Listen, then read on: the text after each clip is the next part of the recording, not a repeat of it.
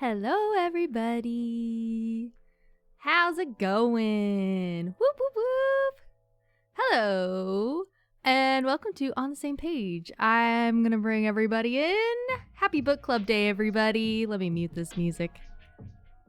What a good time. What a good time. All right. Yikes. Hello, everybody. Hello. Hello. How's it going? It's going good. Mm-hmm. Okay, so Zen, thank you. Thank you for that. Cash. That's us. That's what us. You get with, we're here getting ass, making cash. Yeah. That's actually their actual nickname, so I'm really glad that you're in on that joke, Zen. Let's do a quick introduction. And then I'll start. And then we'll hop into it because, everyone's got lives and families. Hello, my name is Kylie, or some people call me Stress Lemon Zest or Kiele, whatever. You're on my stream, you know who I am. I don't need any further introduction. My pronouns are they, she. Woo. Okay, I'm Cass. Cassidy. Whatever. It's Cass here because that's quicker to say, and that's what Kylie says, and Kylie's in charge. And I'm just here. I'm just Kylie's friend, and we're reading books, and she, her. Hello, I'm Ash. Yeah, just hanging out. Also, Kylie's friend. No, she's actually not Kylie's friend. Actually- we just invited her. Actually, I'm just a college friend. So, anyway. But Don't start on that again. I swear to God. We're just college friends. That's it. That's all. And I go by she, her. Perfect. Thank you, friends. So this month we had a book that was my pick. And to no one's surprise, it had not only queer romance, but also was historical fiction. So here we are. It was called Last Night at the Telegraph Club by Melinda Lowe, or Lou. I don't know how to say it. I'm terrible with enunciations. How would you say it? I don't know. I think I would say low. Low. Okay. Lao. Lao? It's Chinese. I don't know. I don't know. Ah! Melinda, don't come beat us up. Hello.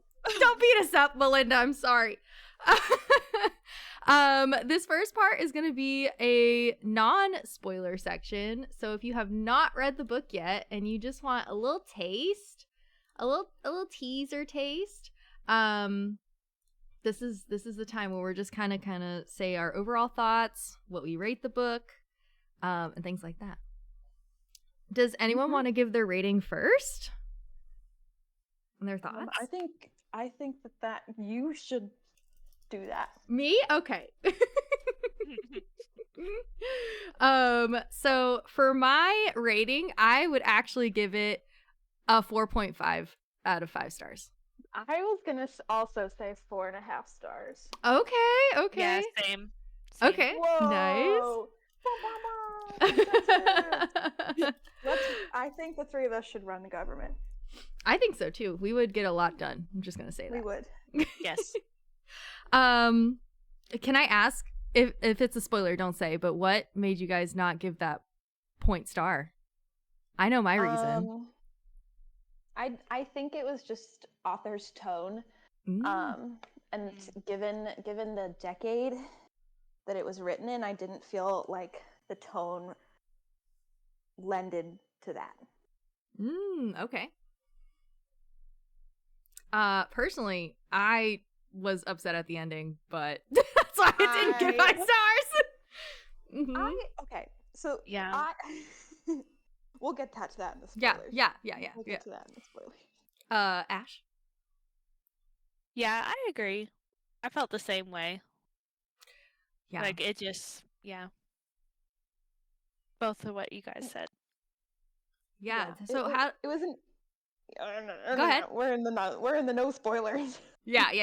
I'm trying so hard because I got called out by Kylie to not because I spoiled in the non-spoiler part.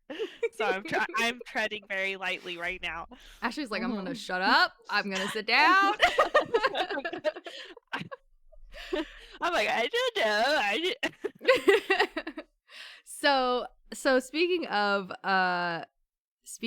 that, what did you guys think of the writing style and her voice and how? Because you talked about her tone, but how do we feel about it? Well, damn, I kind of already said that. Right.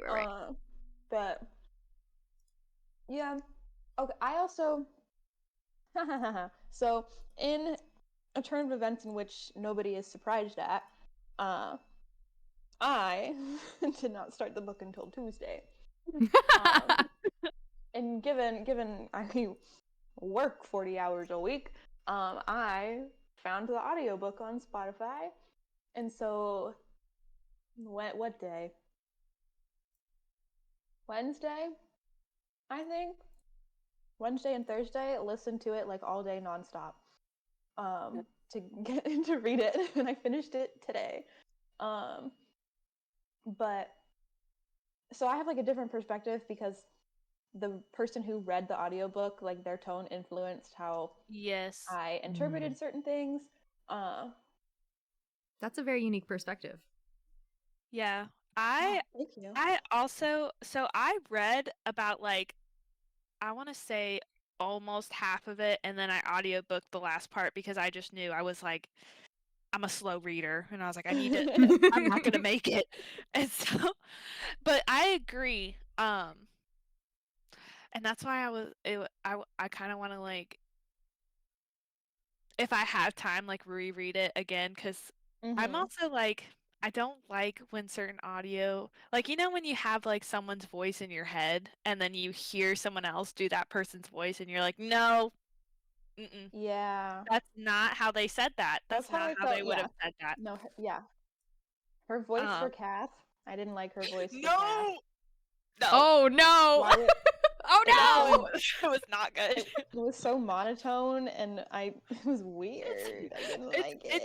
It's like when like a female person tries to mimic a man's voice, like like if they're pretending, like if they're like pretending but badly pretending, you know, like no. For Kath, like who is a female? For Kath. Why? Yeah. Well, because she's gay. Yeah, they were like, if you're fucking gay, then you bet I gotta talk like this. Let me talk like a man. I'm a man. It was. I almost laughed because there was one part where they met a lady who was. Never mind. Well, no, it's not a spoiler. It's not a spoiler. Okay. It's not a spoiler. Are you sure?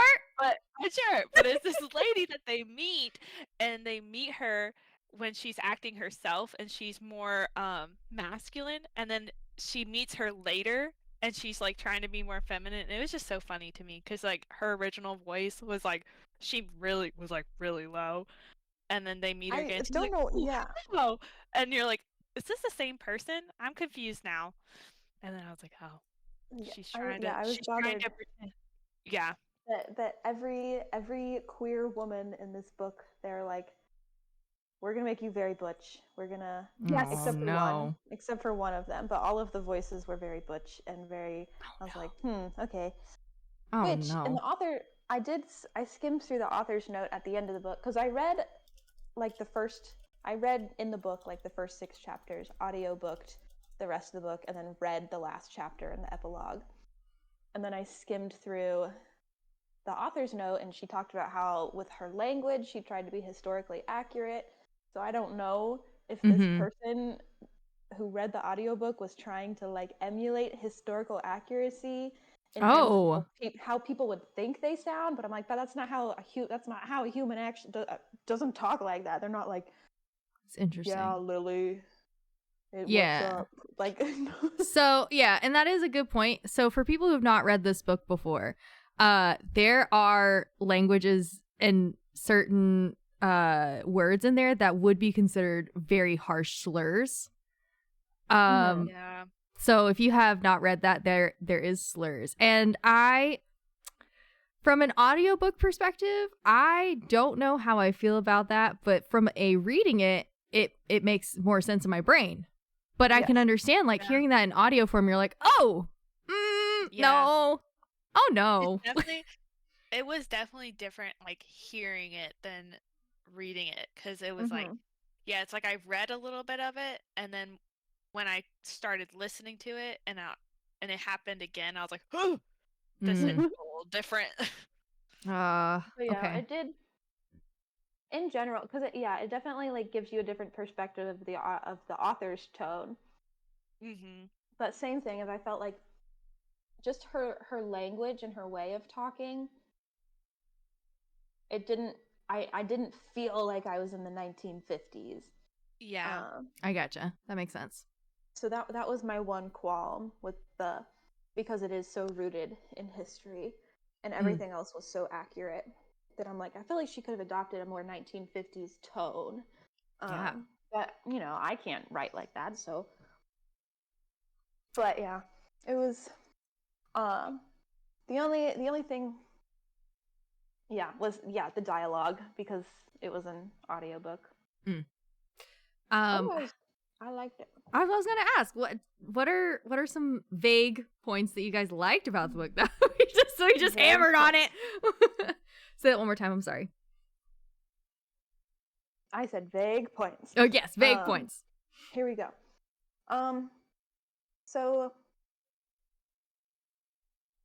I'm gonna be a dork right now, and we're gonna be okay with that. Yeah, absolutely. This is a safe space. And I very much liked how like the parallelism between like the persecution of communists and the queer community.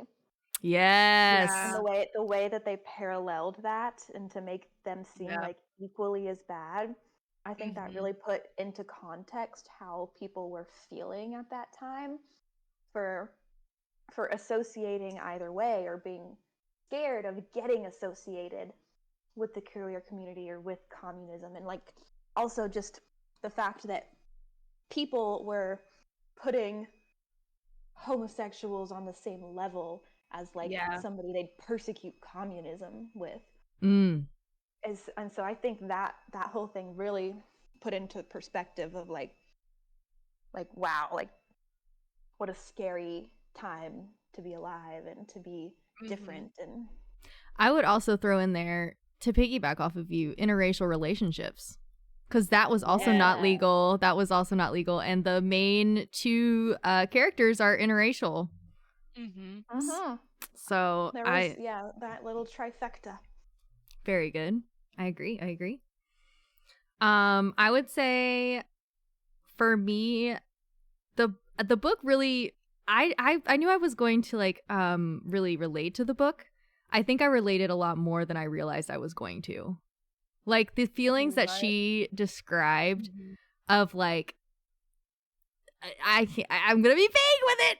The feeling she described of like being queer in a very harsh environment is something I grew up in, and that's still relatable today, I feel like. And I was like, oh my gosh, this is me right now. What? Oh my God. And it was, the way she wrote it was very authentic to how I feel like a lot of queer people and people of color feel, and that like type of persecution. And she really does a good job at like making you feel all her emotions. And she authentically feels like a teenage girl. Like she's like, what is happening? I don't know what's happening. I'm confused, but I'm gonna keep going. Like I don't know. And I really like that about that. That was one thing I really liked about the book, was that it's just making it, because it's just universal things that teenagers experience. Like she's experiencing very normal feelings. It's just the fact that they're abnormal because of the social setting. So I liked how there was that bridge to be like teenagers in communist San Francisco, California. Well, not San Francisco, California was not communist, but they were looking for them like witches. Yeah. But in the perspective of communist China post World War II and America and immigrants and queer community, and making it being like there were also teenagers feeling what you're feeling during this. Be like this, it was a very humanizing story. Absolutely, I agree with that. I was gonna say I really like, or I don't relate to her in a lot of ways, which made it really interesting. But also, I feel like the way it touched on like the friendship themes, like her friendships can be relatable too. So I feel like she kind of had a really wide scope of like, like everyone who reads it can kind of be related to it in some way. Like I kind of related to like her friendships and like her like those different, because I feel like, oh, okay, never mind. I was about to, that should be later. But you know what I mean? It's like I'm not, I'm in a majority, so I don't relate to a lot of part of the book, but I feel like the friendship part, I'm like, oh yeah, like I've been there with some people, Yeah. So I like that too, because it's like, for me, it was very interesting to read and to get those different perspectives, but then also there was parts of it where I also related to her in a small way too. Absolutely. Okay. Any other thoughts for no spoilers? Anything you think people should know before going into it that we haven't already covered, or? I would say, I just wanted to say small that I really liked, and this is like very small, but it was very good paced. Like I like would if a book agree. gets slow at any point, I'm like, ugh! But this book, it was very, like there was something happening every time, and it was like, good, there's interesting development. Yeah. That I felt like, so.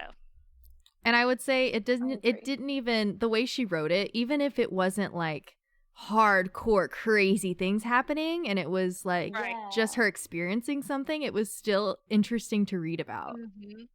Yes. No, I agree with that. I like that it's like nothing that really happened in there was like, oh my god, this is shocking. I mean, it was, given the time period, absolutely shocking, but I think it just also, I don't know, makes you think like it's the same kind of thing as like when you like I don't like it when people try to tell other people like, oh, it's not a big deal, or like especially when they tell kids like, oh, so what, your balloon popped, it's not a big deal. It is a big deal to the kid though, and maybe this other thing that this person is experiencing is a big deal to them, and so therefore it is a big deal. Absolutely. And so I think that's how this book was, that like maybe you could read some of that stuff in here and be like, well, that doesn't seem like a big deal, but to Lily it's a big deal, so therefore it's a big deal. Absolutely. So yeah, I thought it was well paced. I thought it was just very well written. She took into mind everything that needed to be taken into mind. I liked how it without spoiling before we get there, it comes, the way that it starts and the way that it ends, it comes very full circle, which I think allows you to see the character growth in Lily. So that was very satisfying. I agree. Yeah. And there was never a part like, that there's sometimes where you're like, I don't care about this person. I want to skip. There was never like, there's definitely people I didn't like, but I wasn't like, I still want to know. I'm still invested. I need to know. I agree with that. Okay. Anything else before we change over, gang? No, I want to spill all of the spoilers. Okay. So, disclaimer, chat and lurkers, if you have not read this book and you want to, you're like, oh man, I don't want to spoil it. Now's your time to leave. Leave right now. Get out. Get out while you can. You can always you can always come back to the VOD, and also I'll be uploading a recording to my YouTube where all my VODs go anyway. So if you are a slow reader, is only 10 hours. Oh, there you go. Yeah. You just spend an entire day listening to the audiobook and you'll be ready. There you go. There you go. Oh, Twitch. Don't give me ads right now. Okay. Twitch. Please. Don't be homophobic right now. Jesus. Oh my god. Okay, gang, we're in the spoiler section. Anybody want to say anything to get off their chest right away? Anything? So I want Kylie. You clearly have strong opinions about the ending. Yeah, I do. Get it off. Do it. Get it off. I your chest. was so mad. Okay, listen, guys. Okay, I was so mad because literally there was so much. I was so happy, and then it got so fucking sad. And I was like, why are we sad right now? There's not even 40 pages left. What is happening? What is going on? We were happy for so long. And I was really, I'm just like, I was so mad. I'm like speed reading. And then the epilogue is like, oh, look at all that. Look, they meet a year fucking later. With so mad. Had phone calls. A year later. And they're like, oh, we've only communicated through letters, and now we still have to sneak around. And I get it. We're trying to be historically accurate. I get it. But also, I want a little fiction with my historical. Okay, Right. I want a little fiction. So bad. They're like, okay, we have a tiny kiss in the alleyway, and then. Well, they had more than that earlier, so. Yeah. They did. But still. Right. After a year, I'd be jumping someone's bones. You're kidding me right now. What the fuck?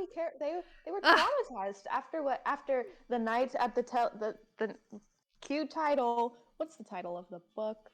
Last night. I do. So after last night at the Telegraph Club, they were a little traumatized. They were scared.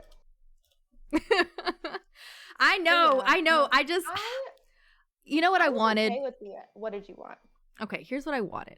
I wanted more than a year. I wanted to see them and have a parallel of like Lana and Tommy, who we'll get to, chat.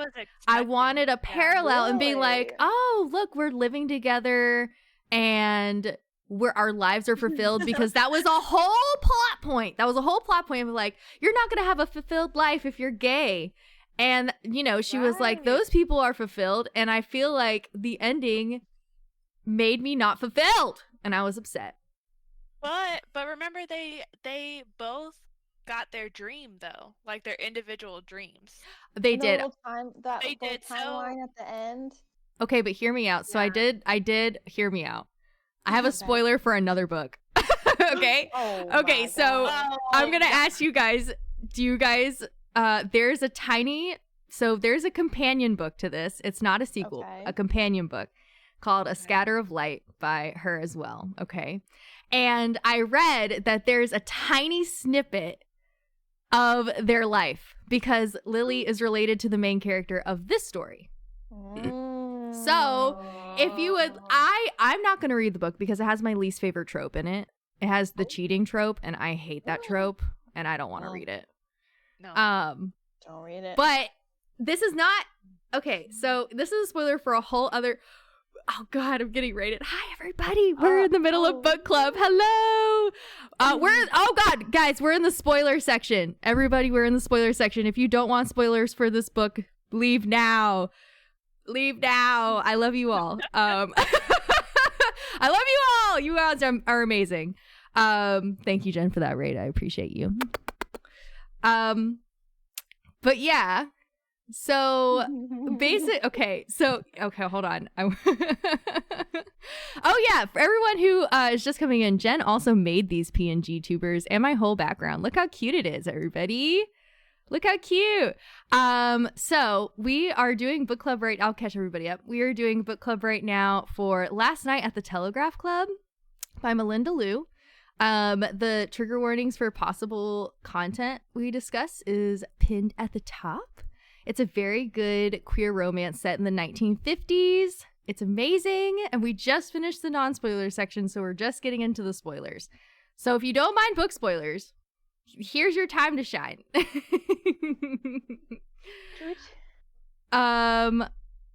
Yes. And right now, we are just talking about how I'm about to spoil another book. Yes. So, and this is not a big point in the other book, but apparently in the other book, they actually get married after being together for over 50 years because it gets legalized. So they get married as old ladies. I love that. Yeah. Do you feel satisfied now? I do. I was satisfied after that. I was okay with the ending. Honest to God, because it made sense. It made sense. In regards to the historical aspect, and honestly, so what's funny is my audiobook skipped from chapter, because there's 48 chapters. My audiobook skipped from chapter 46 to the epilogue. Oh. So it ended with her like crying on her parents' floor over Kath and not knowing where she was, to and happily ever after. And I was like, what? No, so after that, so then I go back and listen to chapter 47 and 48, and I'm like, okay, we fill in the blanks. This is making more sense. There's a little bit more catharsism here.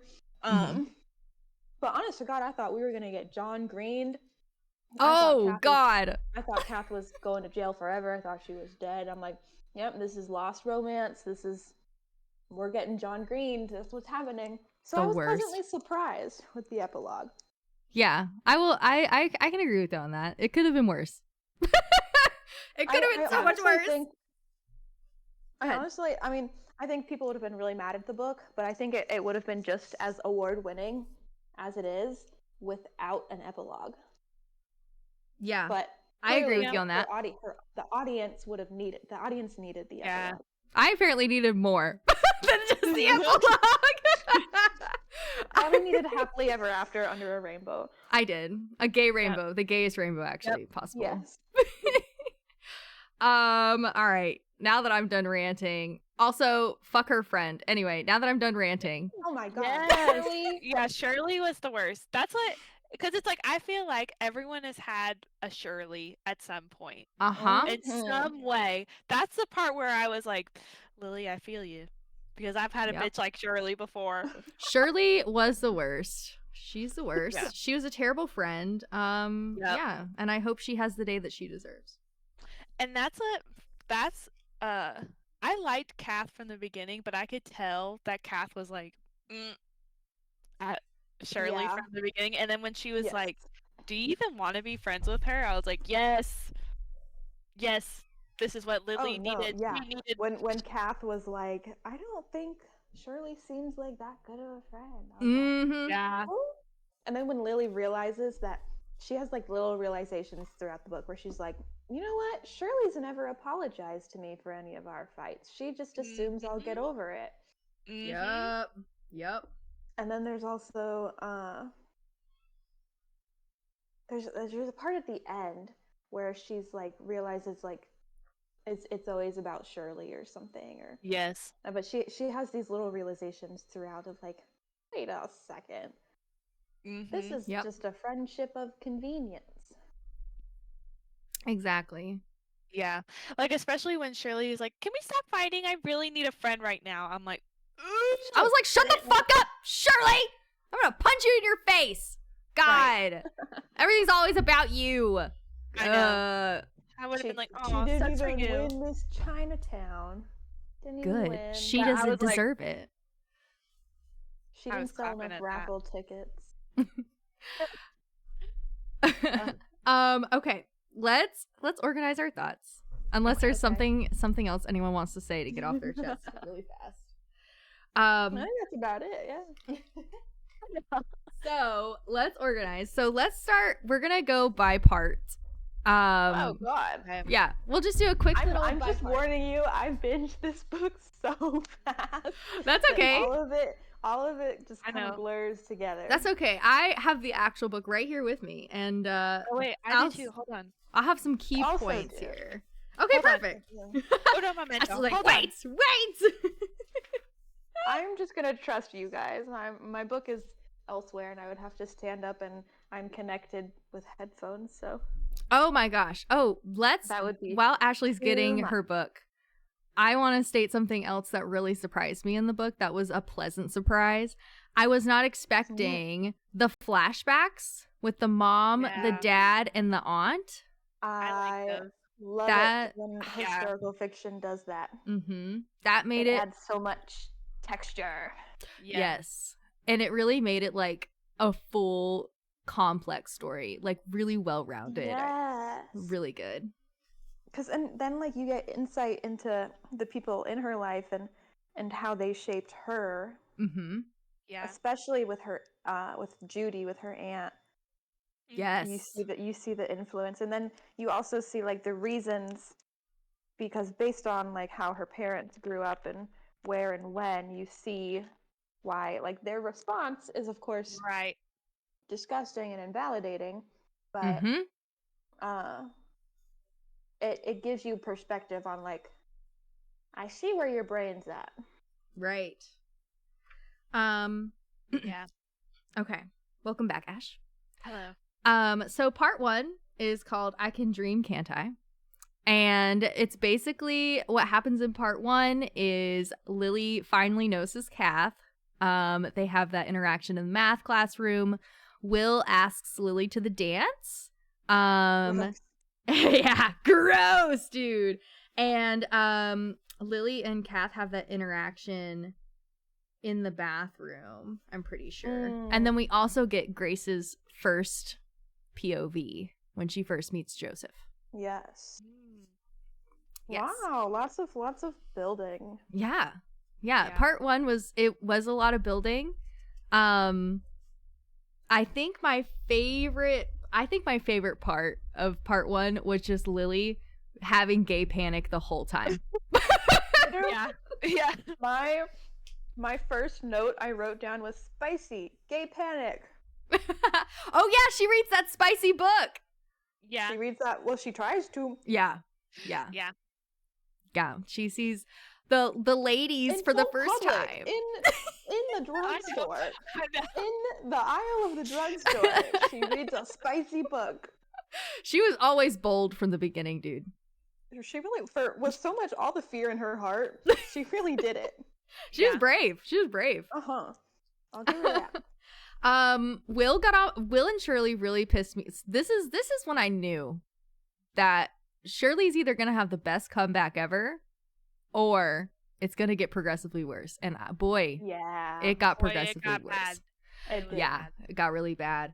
Because Shirley's pressure for her to like, and I get it, misogyny, but like her pressure of like her and Will when obviously her friend does not want to go to the dance with this person is just so icky.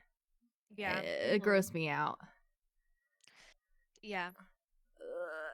And I also thought it was so funny because she's like, I don't know if like she's still like unsure if like she's actually, like, oh, I don't know if this is just whatever. And then Will ask her to the dance and she's like, no,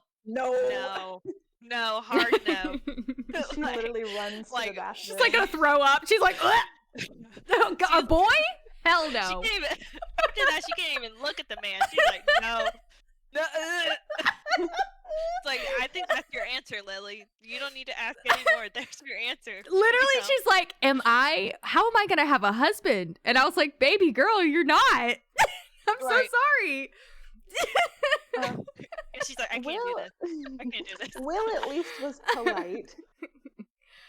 I was worried that Will would get rapey, and it didn't. Ugh, I was so scared. If it did, I would have been like, DNF.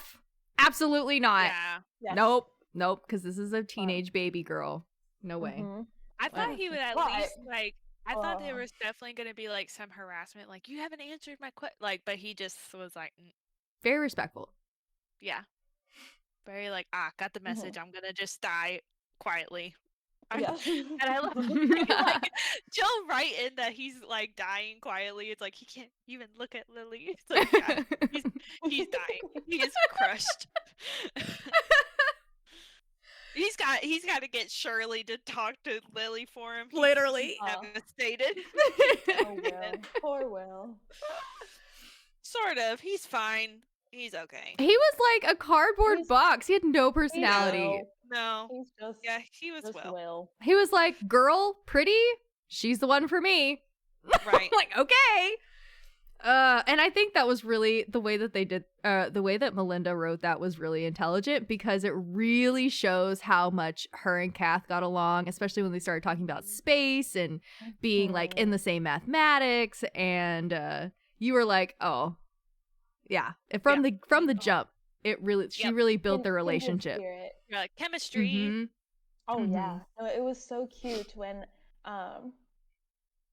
Kath was like, well, what was it? They were talking about their dreams as children, and that Lily wanted to go to the moon, and then Kath is like, oh well, I want to fly planes, and then Lily's like, you want to go to the moon too? And she's like, well, no, but that's a really great dream. And so like the validating her too, I was like, ah.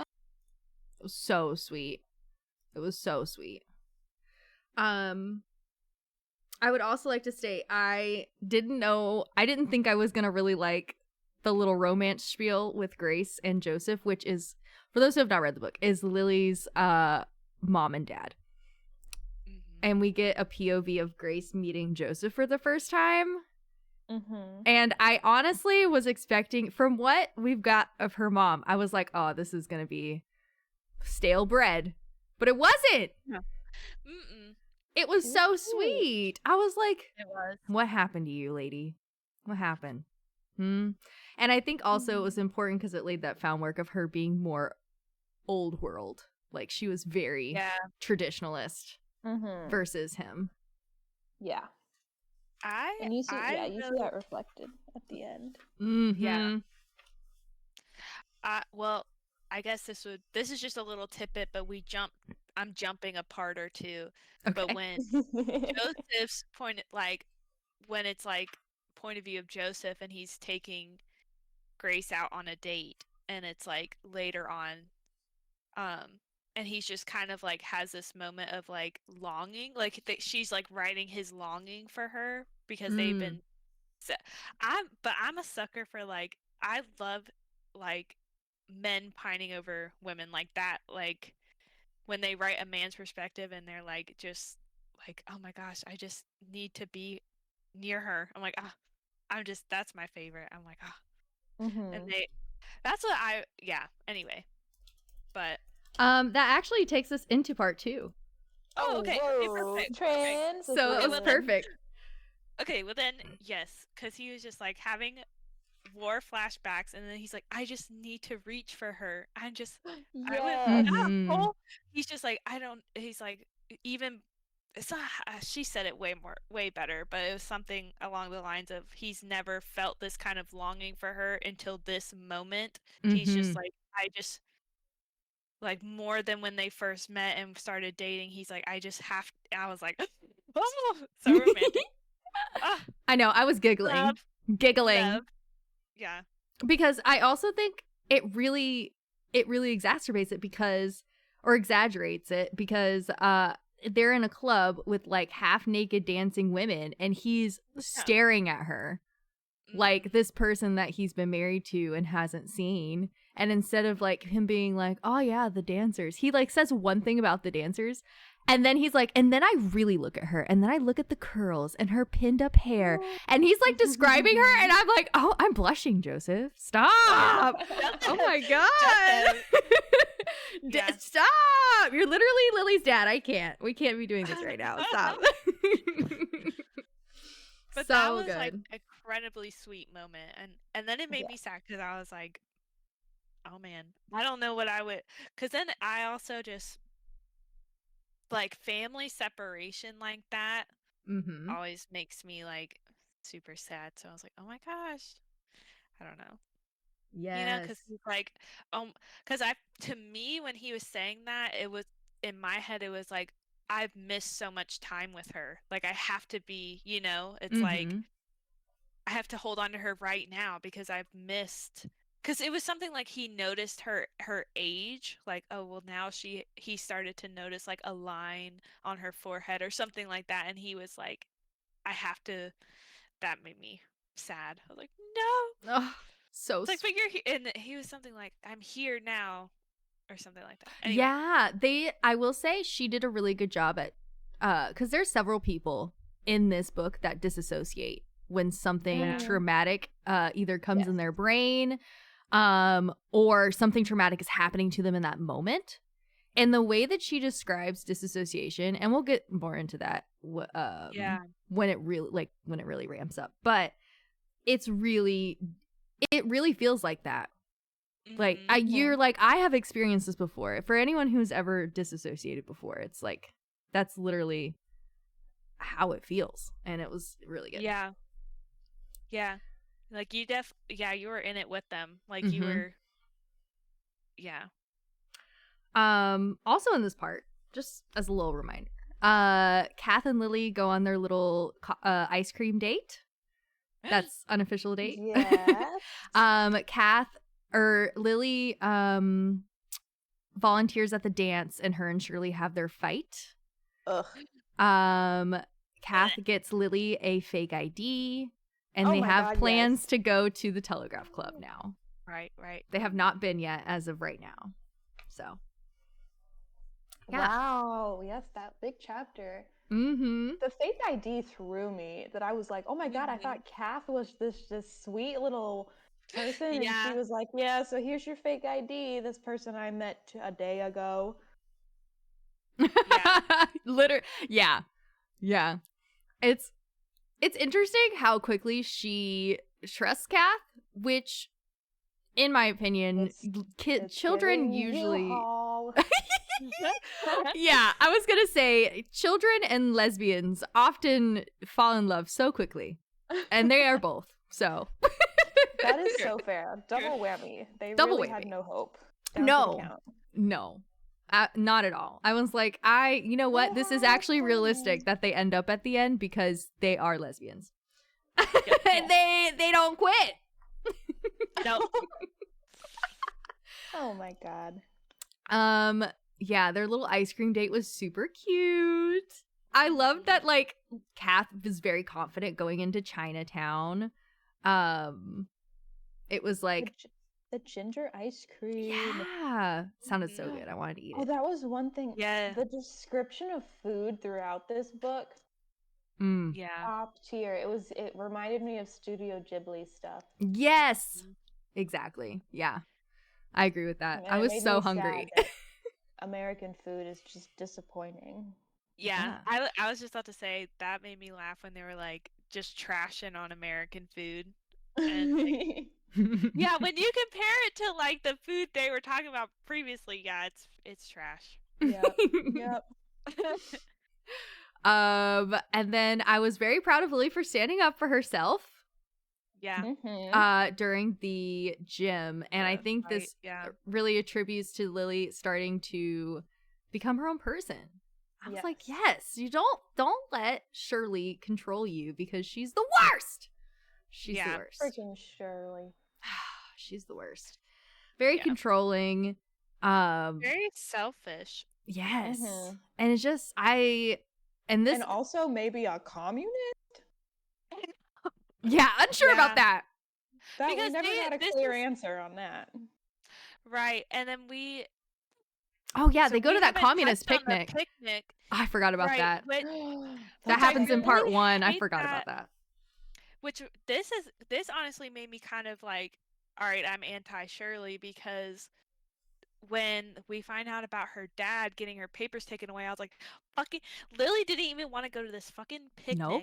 And Shirley fucking dragged her there, ignored her the whole time, flirted with fucking Calvin, and now Lily's dad is under investigation because they saw Lily at this fucking picnic that Shirley dragged her to. Fucking made me so mad.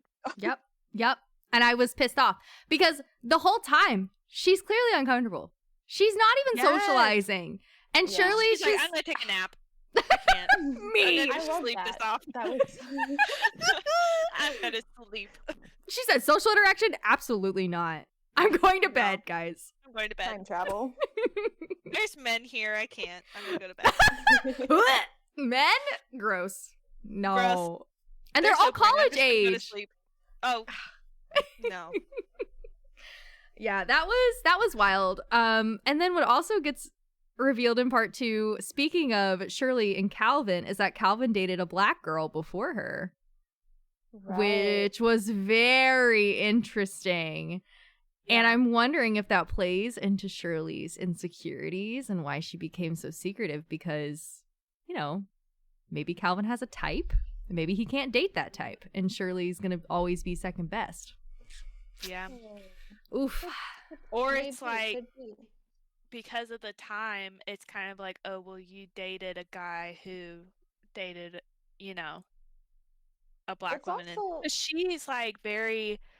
Because even when she's talking about Kath, it's like, don't even talk to her because she's associated with someone who did... It's like... Yeah. She's like, associating with someone who's a friend of a friend who did this thing is bad. So it's like, that's probably another angle. She's doing the same thing, though, but right in a different lens. Yeah, Calvin is just, apparently at the time, bad news from all angles. But I also wonder, just Calvin's actions are like, seem a little bit more progressive given the time. And there's also, you know, like, post World War II, like, it's the freaking witch trials out there. Everyone's a communist. And so this is like how like socialism and communism got to be like sort of tied together, that anybody who had this liberal thinking of maybe we should be nice and share with people, they're like, you're a communist. Yeah. So I think it's possible that like maybe Calvin was decent, but because he was decent and progressive, they're like, he's a fucking communist. So, you know, maybe he wasn't all bad news in hindsight. Yeah. We didn't get to learn a lot about Calvin. It's hard. It's hard because there are people with good intentions with that belief system, and then there are people with bad intentions who just want to take advantage of people. Yes. Because communism is, not to get too much into it, it's good in theory. Right. But people are evil, dude. But the people who want to put it into practice are manipulative. Yes. Yep. They're narcissists. Yes. Don't trust those people. Right. But socialism is not communism. No, very different thing. Very different. Yeah. Okay, do we want to scoot into part 3? Because we have 6 parts, so we gotta check. Oh. Yeah. Oh. Okay, part 3. So part 3 is where Kath and Lily sneak out, go to the Telegraph Club for the first time. Yep. And she experiences all that. And then that's where she meets Tommy and Lana, Paula and I'm forgetting her name now, Claire. Where she meets all the lesbians. And there's also Thanksgiving, and they make a plan to go again, and she tells Aunt Judy about Kath. It's the first person she ever tells her about. Even though she's like, my classmate. Literally. In my math class. Literally. And Aunt Judy's like, that's so cool, Lily, wow. I was like, that's just my friend. That's just my friend. We're just friends. And they're like, congrats. And Lily's like, oh, you know my girlfriend. Yeah, so did they go to did they go to Lana's house in part 3, or is that the next one? That's the next one. Okay, I have comments on that. Okay. But anyway, we'll save that. Save that. Let's go into when she gets there. Let it simmer. Yeah. So I will say I love Melinda and how she described the club. It sounded like every gay club I've been into. I thought it was really sweet how it just really shows, like, so for those who have not read the book, they go into the Telegraph Club, which is a gay club, and this book centers around where gay spaces were finally legalized. So this is a very new thing, right? And so they're talking about a lot of things in this chapter regarding like them paying off the police and them having to only, have certain people in and things like that. So, and I will say, so there's this male impersonator. It was very big in the 50s where women would impersonate men and perform. And this very famous one is, her name is Tommy Andrews. That's her stage name. And it's someone that Lily has been obsessed with for forever. Mm-hmm. So Yeah. that's the little backstory for everything we're about to say, because I'm sure That's it's not going to little- make sense. The little magazine clipping in her space book. Mm-hmm. Yeah. Yeah. Which was like, that was how Kath first knew. Oh, yeah. Mhm. Yes. Was seeing that picture that Lily had was like, ooh, Lily might be. You can't see me, but I flicked my wrist. Oh, right. A little sprinkle. Mhm. Yeah. Yeah, so, and I think that really translated well into her first going to the Telegraph Club, because she's starstruck. She sees Tommy and she's just like, oh my god, this is a gay woman in the flesh. What the hell? Yeah. She's truly gobsmacked. Yeah. Gagged in goop. And I think it's really interesting because, or not interesting, but I thought it was really sweet. That's the word I'm looking for.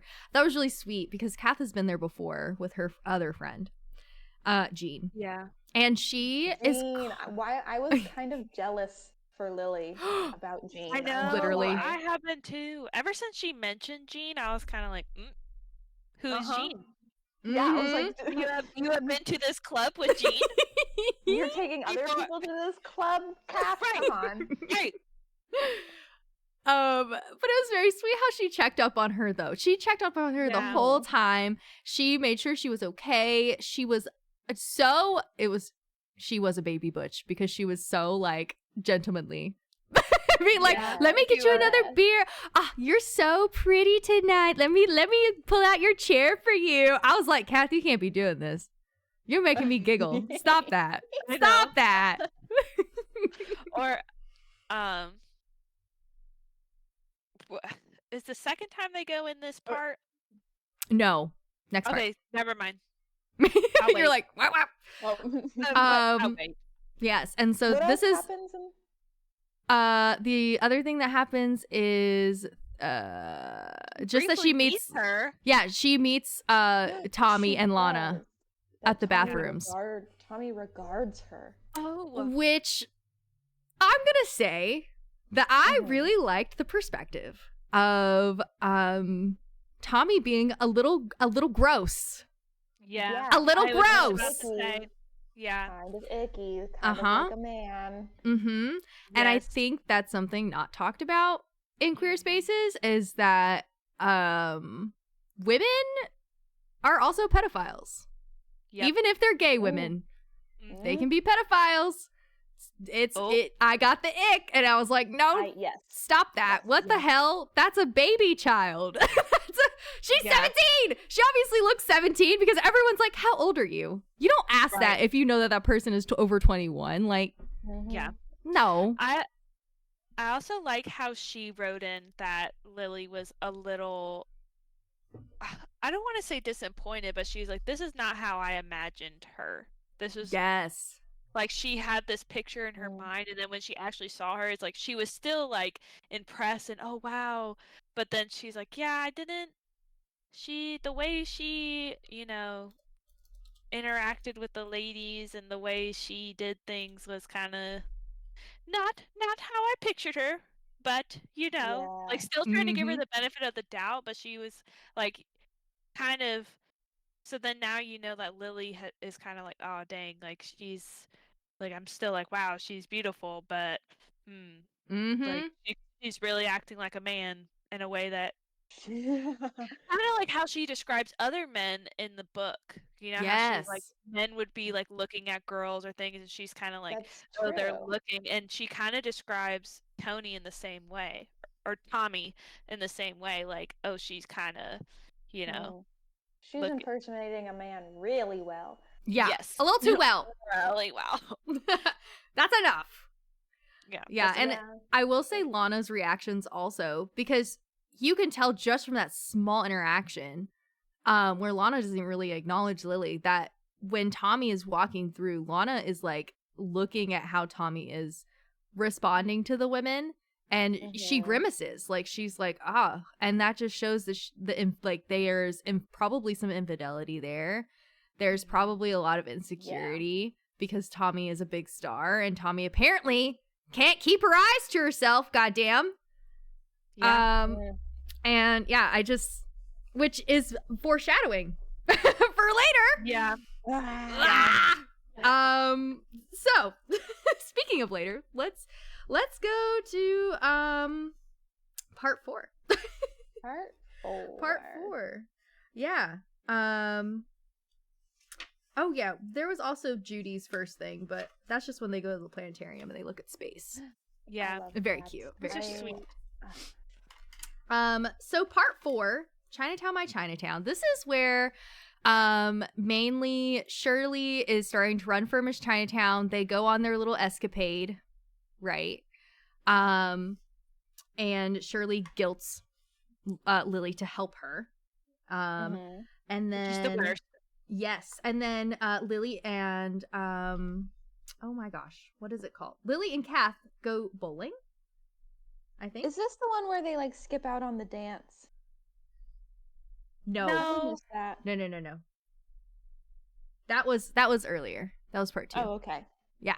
Oh, right, never mind. because I told you it all blurs together. It's okay. Right, because Kath went to the dance for Lily, so she's like, I'll go if you go bowling with me. So now they're going bowling. Right. See, there was Okay. a connection there. Yeah, this chapter is mainly Shirley and Lily's relationship. Okay. Right. And then Kath and Lily go bowling.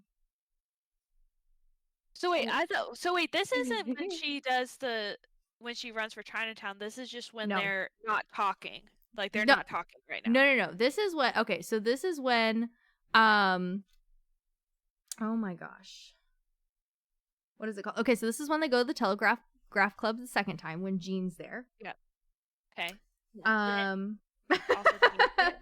don't like Jean. And she just has another like brief interaction there. Okay.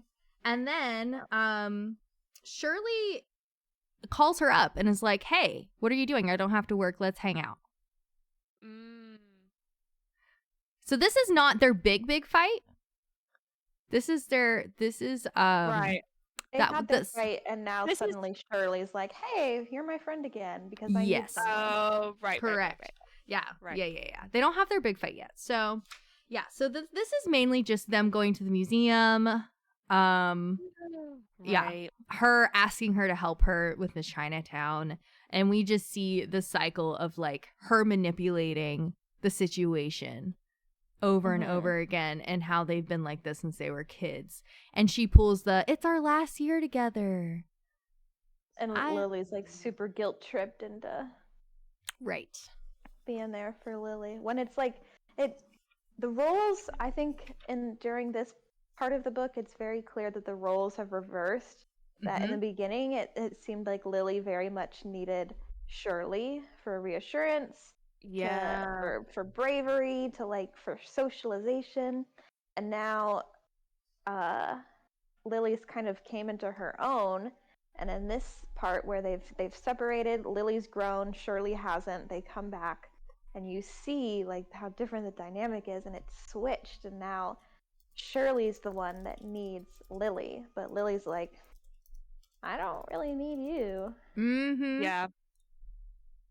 Like, I guess I'll do it. Like, I guess. Exactly. Yeah. Nope, that's exactly right. And we've all been there. Everyone's had a Shirley. Yeah. Everyone's had that moment where they're like, wait a second. Well, and I've been bamboozled this whole time. Literally. And it's just like, it's really annoying because you can see that she has reservations about this, because like, this is Shirley. This is just Shirley.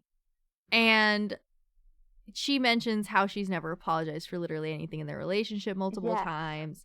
She mentions how she always has to do what Shirley does, or else it's basically going to be hell to pay.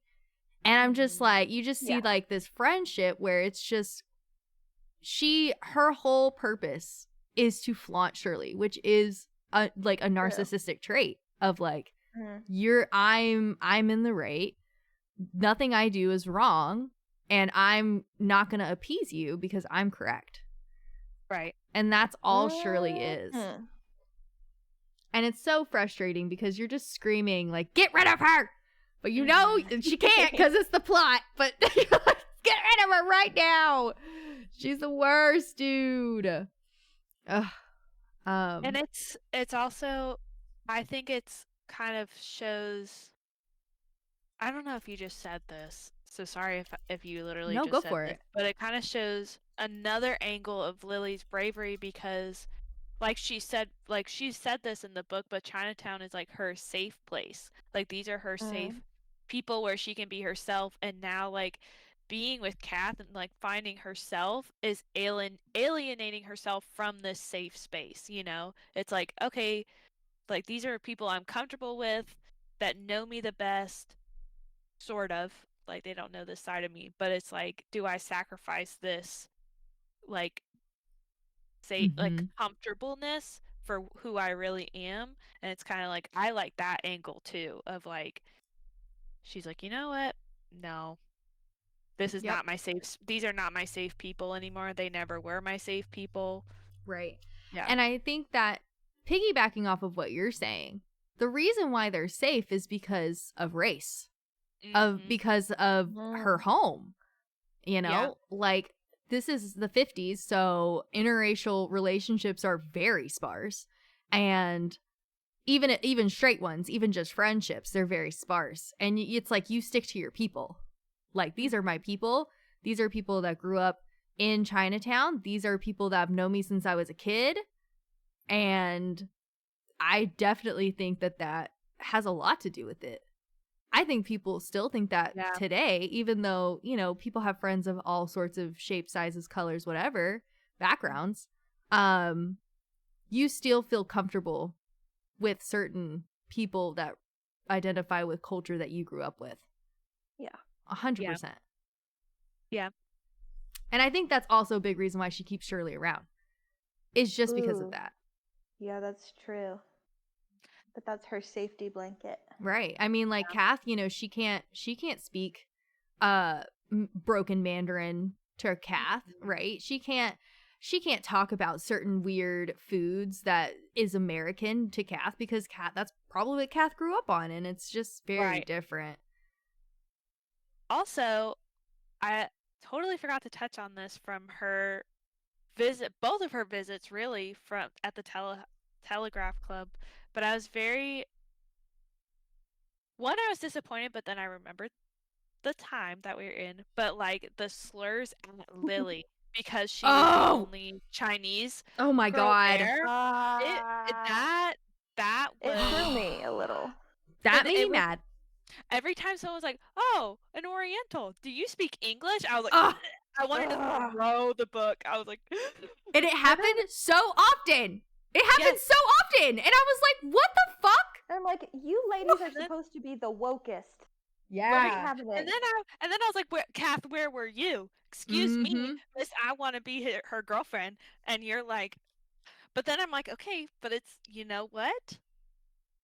She's trying to be true to the thing, but I still feel like if Kath, I don't know, I felt like Kath should have been like, yeah, you dumb bitch, she's American, what, that was rude. And you know what? That's actually excellent because so I'm in an interracial relationship, and there have been times where people say stuff to me. There's many times people have said stuff to me, very rude things, and it's like when it first started happening, like when Jacob and I first started going out or whatever, you do have that initial shock, and Jacob was like, "What the what?" And like it takes a minute to like I'm used to it, so I bark at them like, "Shut the fuck up. You're so exotic. Shut up. Shut up. I'm going to punch you in your face." What are you? Are you an Oreo cookie? I get that a lot too. I'm like, "Shut up. I'm going to punch you in your fucking face." Do you habla español? Don't speak different languages to me, please. I already can't speak English. Don't speak it to me.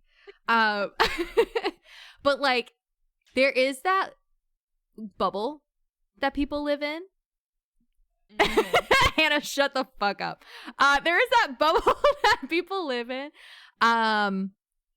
that gets really broken. And sometimes it takes a while for that bubble to be broken.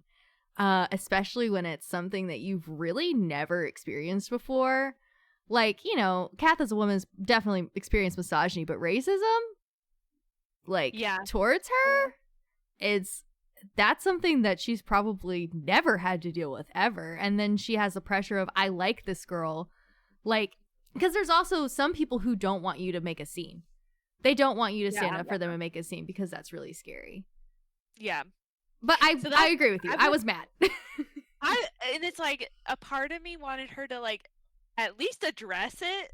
So it's like, because that was my one, like, I love Kath, love her. Yep. If I had to pick one thing to not like about her was like in that moment, I'm like, at least, right, like say like you said, like I didn't know what to say. I didn't know if you wanted me to, you know. How does that make you feel? Because it made, you know, like I was curious of what Kath thought of when people, because, but then I was also thinking like, right, they didn't really state clearly what they were. So she's like, yeah, I don't want to stick up for her because we didn't really say we were an item. So would that be, but I think while I was reading it, I was kind of just sitting there like, okay, Kath, but you're just gonna let them do that? Like, are you serious? Yeah, I was mad. Because you seem to be very short with Shirley. Like when you guys were in your little group, you were quick to being snappy at her. But we're at this club and people are just saying whatever, asking if, I guess your friend, if she can speak English. And I will say later she does. So in Lana and Tommy's apartment, she does kind of address. We're not quite there yet. Are we at the part? Oh, okay. We're not. Because I'm we're getting there. We're getting there. Okay, so the last thing that happens in this chapter is Grace. We get Grace's perspective, and she takes the kids to the parade. Yes. That's the last thing that happens there. Which lots of political things there. Yeah. That I was like, oh wow, oh gosh. So any other thoughts before I move on? I don't think so. I think all of my thoughts are for part 5. Okay. Yeah. So part 5 is when they go again and they go to Lana and Tommy's apartment. Jean does not come. Jean was supposed to come. Like, yes. I was like, yes. Perfect. Yes. Jean was such a weird little side character that I don't know, was relevant to the ick too. Yes. It was kind of relevant to the plot because of Kath, and it gives context on Kath's character, but also I'm like, why are you here? Yeah. This is like the second time you show up. And then Jean, and like Jean's not really relevant until the end of the story, which like barely, like that, I don't know. Part of it's like, why are you here? What? She doesn't even go here. She doesn't even go here.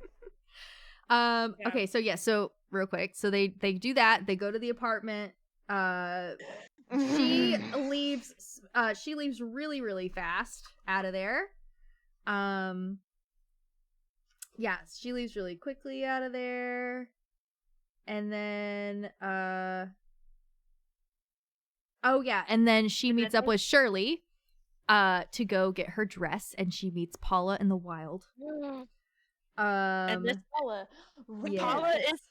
Paula is the butch where in the audiobook her voice is really low at the Telegraph Club, and then they see her at Macy's. She's like, "Hello, ladies, how can I help you?" Oh my gosh, I didn't notice that. But that kind of makes sense now that you said that.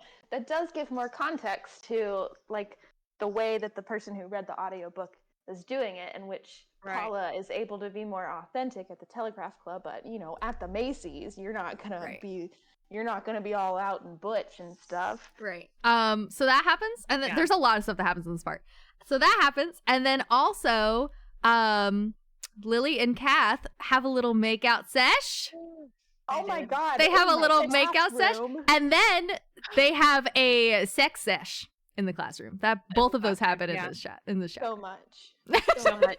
When Kath was like, "Hey, this classroom is going to be empty at the end of the school day," I was like, "Kath, you are not suggesting. No, you are not." Yes. Yeah. And then they go. I'm telling you, it's giving U-Haul. Everything went lickety split. And then it's not over. There's more that happens in this part. And then the Telegraph Club gets raided in this chapter as well. This part as well. Right. Oh, So much happens. Right. So much happens. We're in the God. meat of it. We're in the meat. So here we go. Yeah. This is a Everyone doozy. buckle the fuck up. Chat, buckle the fuck up. Everyone Right, buckle up. Where did All right. we start at? So let's begin at the beginning where they go to the Telegraph Club and Jean's not coming. And they go and they leave to go to Lana and Tommy's apartment. Mhm. Yes. And they So let's sit on start this there. Squishy couch. Mm-hmm. So They spend a lot of time talking about this couch. I got a little worried for a second. yeah. I thought it was very interesting, like from the get-go, Kath did not want to go. Yep. Yeah. And so I was like, well, why do we not want to go? Mm-hmm. And Yeah. then which kind of you kind of learn later that it's foreshadowing, like, yeah, Tommy, I keep saying Tony. Tommy and being associated, like going to see Tommy is one thing, but being around Tommy is another. And it's Yep. kind of like that kind of Kath's reaction to being like, okay, like not really wanting to go there is like planting the seed of, Tommy is what does Tommy Kath know? Right, what does Kath Mhm. know, and why do we not want to go to Tommy's house? I thought Tommy was super famous, and wow, we got invited to her house. Like, why are we not excited about it, you know? Which And this is when sorry, go ahead. I was just gonna say, I really loved how they described the house. It sounded really cozy. It Mhm. did. Just gonna throw that out there. The house, when they Again. get there, it's super cozy. And it just makes me want to sit down and have a little drink. And I love that there's like this atmosphere of everyone goes there and it's like the hangout spot. It is. I really Yes. like that. With that freaking couch. Yes. So let's get into the big interaction. Cass, do you want to take us into that big interaction? Oh my god, happily. Actually, we're regretfully. Well, also, like, this is the moment when Lily realizes, she's like, wait, this isn't just Lana's house. This is Tommy's house too. And they live here together. And then she's like, what? Yeah. Mhm. Completely mind boggled by this. So cute. But then, so what's she trying to do? She's trying to find the bathroom. Yeah. Somebody's in the bathroom. Because also, I don't think we've mentioned it yet at the Lily's going to the Telegraph Club. She's also partaking in her first sips of alcohol. And Oh, yes. Like hard alcohol. Like, oh, yeah. Oh, And yeah. so, This time she had a martini. just Yeah. after martini, after, like, she's having she gets there. First of all, I don't know how her stomach isn't turning with all of these different. Yeah, I don't either. She's had beer, she's had a martini, she's had wine. I'm like, there's a lot going on there. So she goes to she's trying to go to the bathroom, and the bathroom's occupied, so she just kind of like lingers around and finds a bedroom, which she realizes is Tommy and Lana's shared bedroom, and she's like, ooh, curious. And she goes and kind of peruses a little, and then you hear this dark voice. She's like, hey, hello, I little forgot. lady. Yeah. What The are you audio doing book. here? Oh, no. Looking for the bathroom. And Lily's like, Tommy. And Tommy, we've gotten a vibe already from Tommy of like, this is a little don't like the energy. And then what is it that Tommy's like talking about, teasing her about her age, being like, you aren't really 18, are you? And caressing her face, and and then getting really Lily, close. yes, and Lily says that, like, I swear at some point that, like, Tommy was gonna kiss her. Yeah. Well, she's caressing her lips. Yes. And I'm like, are you kidding me? a child. Yeah. So that whole scene made me very mad. Oh, I was so mad. But so but yeah, mad. Touches to the point that like there are icky people in all walks of life. Yes.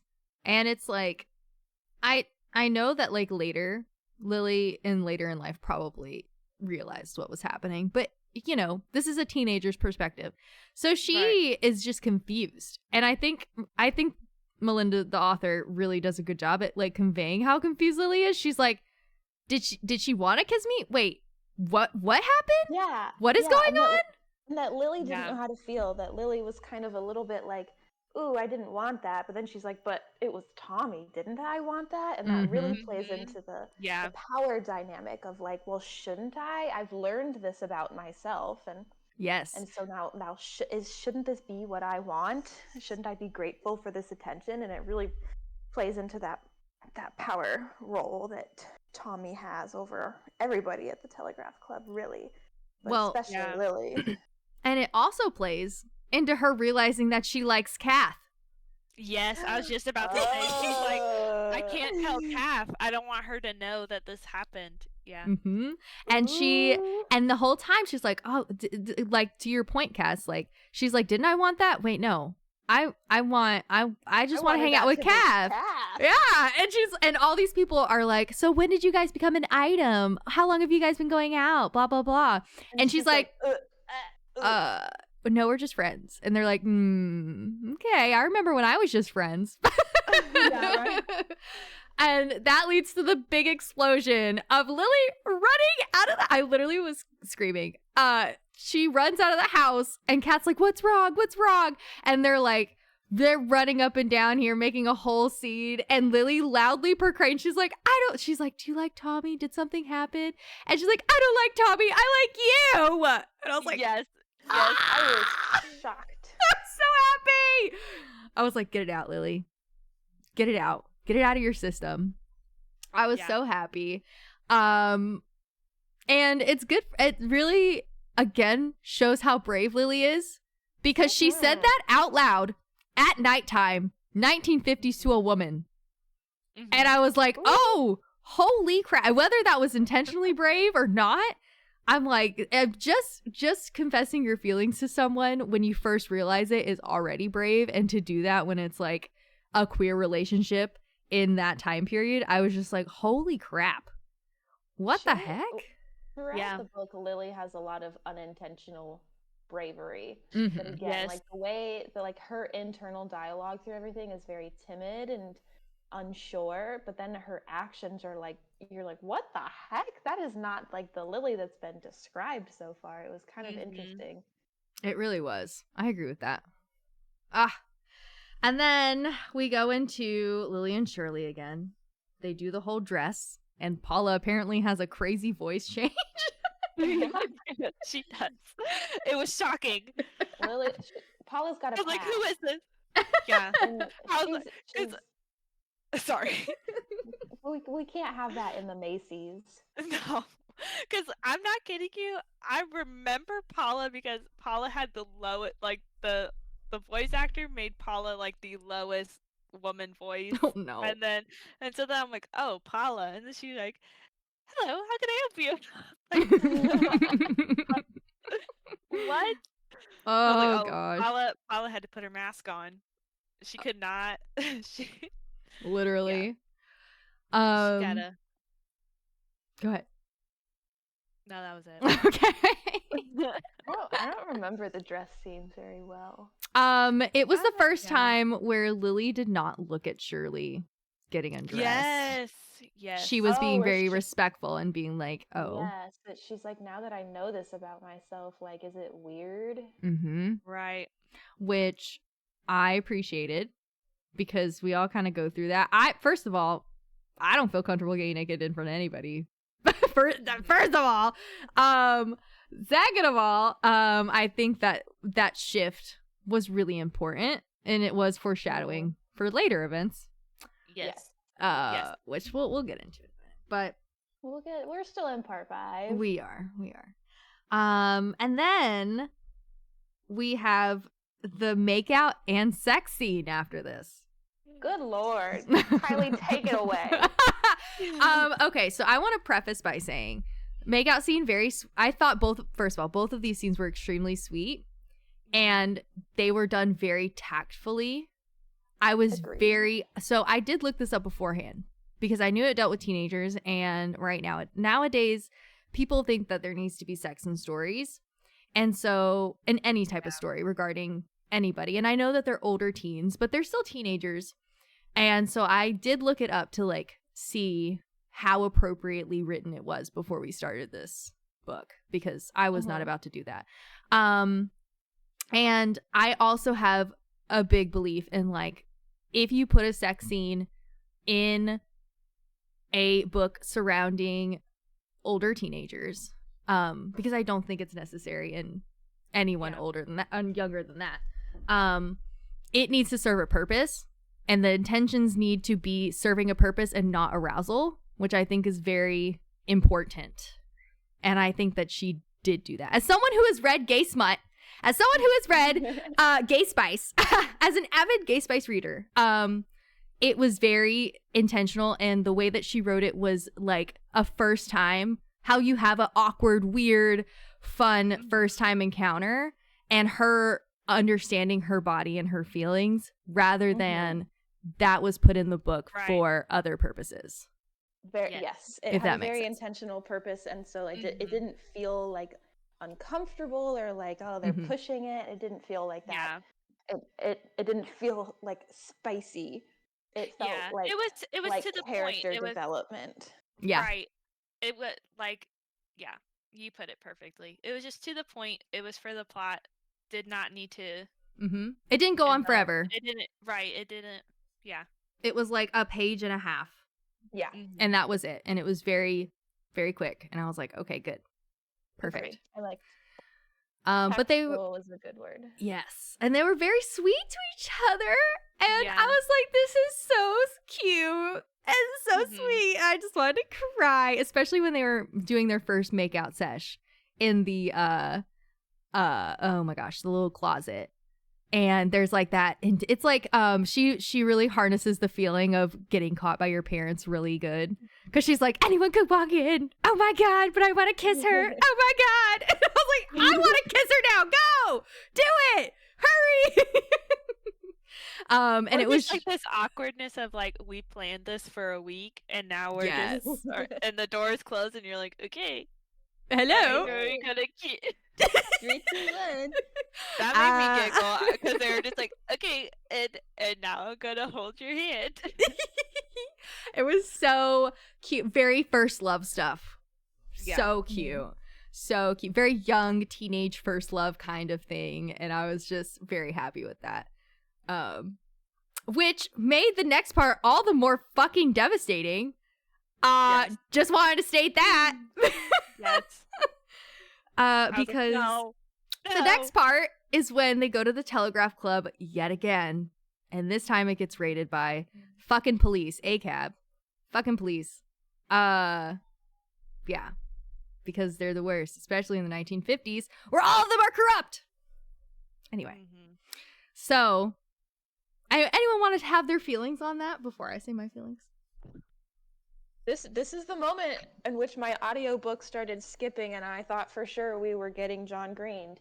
I was like, well, that's it. See ya. Bye, Cap. That's it. That's just the way it goes. I was so mad. I was like, Lily, you needed to have a firmer grip on Kath and being like, nope. Just literally. hope and pray they don't get it, because it was a fake ID anyway. Hoping, or it's like, all right, this is our chance to run away. We're gonna run away now. Oh, I would have loved that. Right? It's like, that would have been it's like, my ID is back there. They're gonna see it and know it's me. Okay, perfect. Let's run away. Or, time to go. You know, if you were to go in there as yourself, they're going to see that it's you. Exactly. Right. It was a fake ID with probably not a picture of her. Right? I don't know what or her fake at ID least a like. bad picture. Right. So it's like, they could have came up to your house and she could have been like, someone used my picture. A gay woman used my picture. What? Oh, A crazy. gay? A gay? Oh my god. What? Never, not in this. What was she, Italian or Catholic? Yeah. Not in this Italian Catholic household. Absolutely not. What? No. Oh my god. That was so funny. Yeah. Yeah, I was mad. I was so mad. You guys don't even know how furious I was at Tell us how furious you were. I was so angry. I threw my book. That's how angry I was.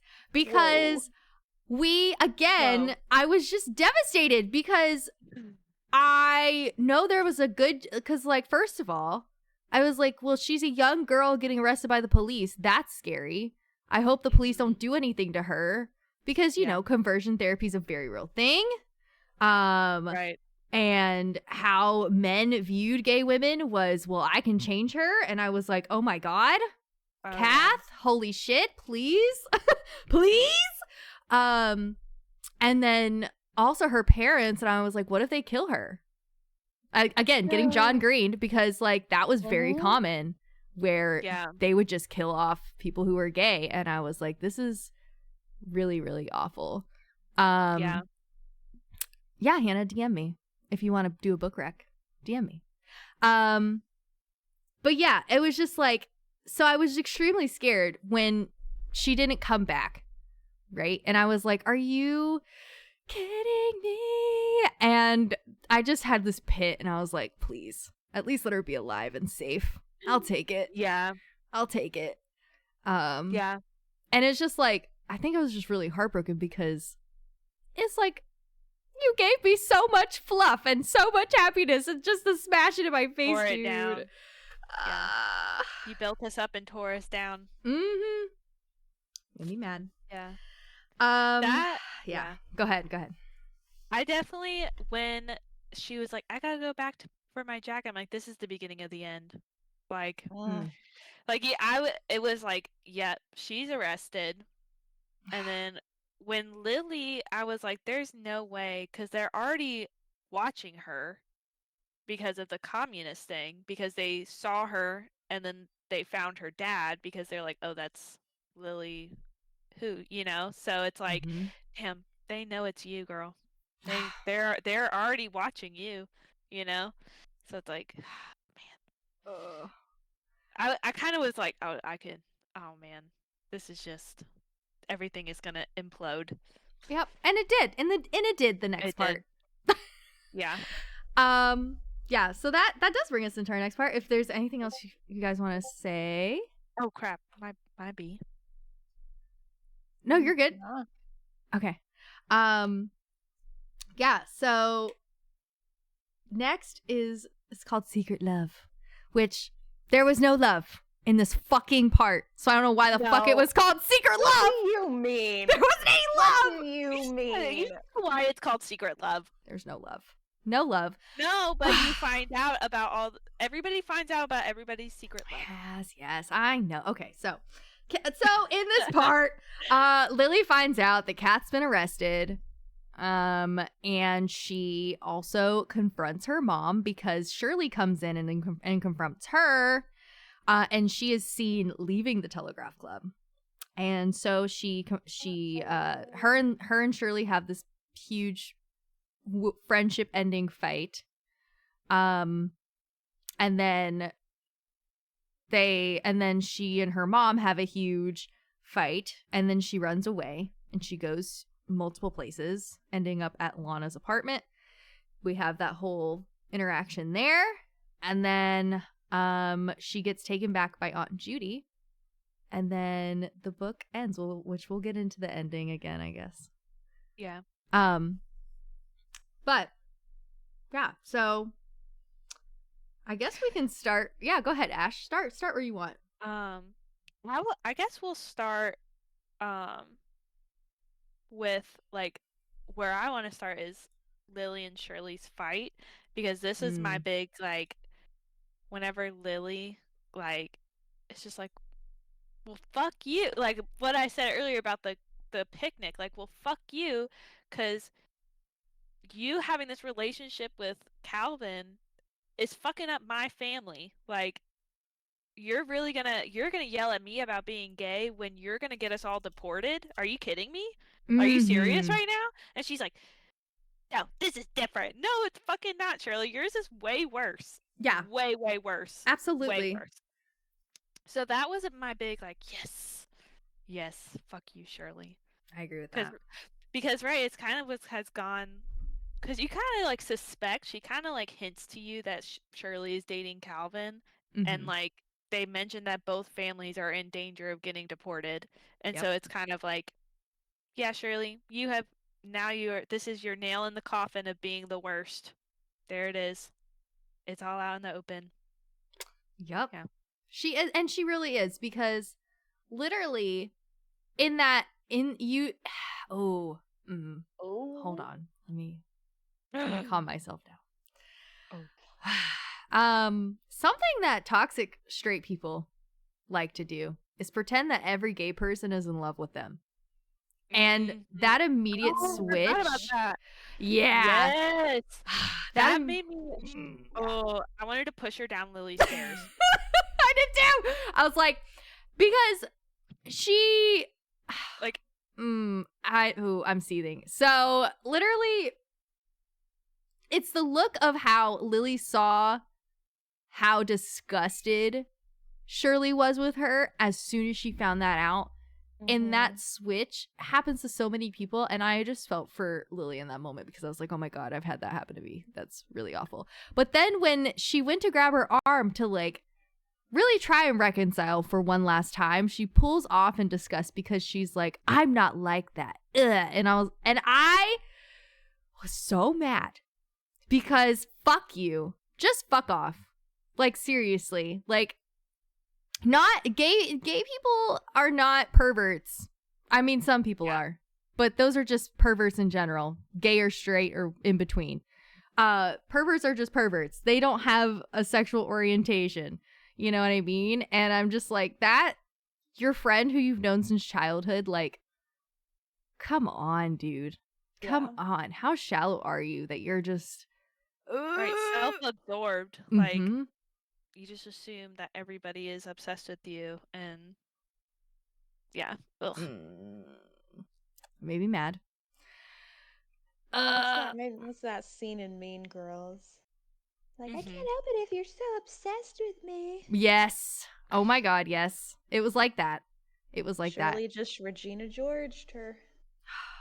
And then that led us to her mom. Her having to tell her mom. And I think this was probably the most heartbreaking part of the book for me.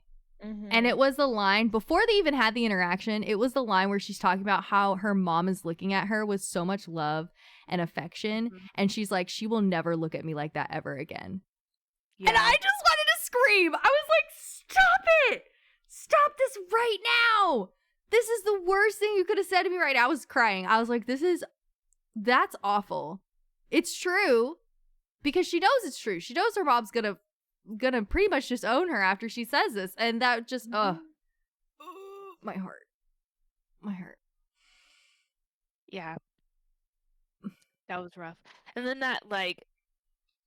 then what, preceded that, and she was just like, no, just say no, that was a mistake. Or like they were trying to, it was almost like they were trying to give Lily a way out, being like, oh, well, Kath made you do this. And it's like, oh, well, you don't really, that too was hard to read, because I'm like, oh, I don't know. Oh, yeah. That, because it's like almost like, please don't be who you are. Please, and it's like that was gut-wrenching. And it was also, to your point also, Ash is like, she was like, I can't betray her.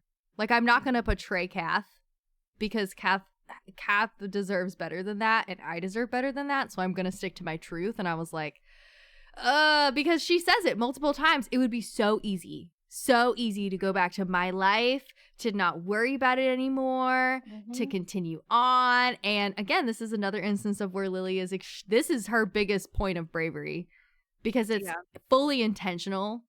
Unlike her other ones where it's like a little accidental, but she stumbles into it, this one's fully intentional where she says it with her whole chest. And she says it multiple times. She says it during Shirley. She says it during her mom. After she runs away and comes back, she says it to her whole family again. Like her dad and her aunt and her mom. And it's just like, that to me, I was like, Lily, that made me so emotional because that's so hard to do with anything. With anything that's scary. And to just do it multiple times and be so young, I was like, oh my gosh. But yeah, the whole mom situation was really heartbreaking. I didn't like that. That made me really upset.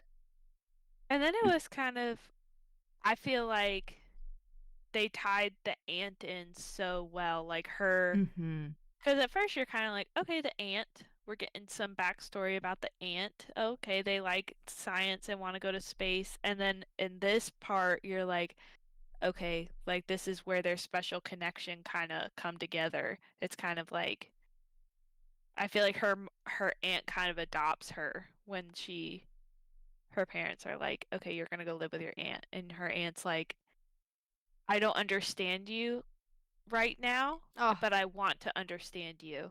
Yes. So like, can you just hold on to me while I try to understand you?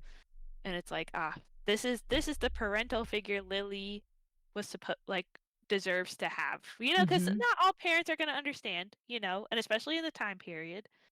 But it's like, just to have a parent that's like, I still love you and I need time to process, but I'm gonna love you regardless, It's like,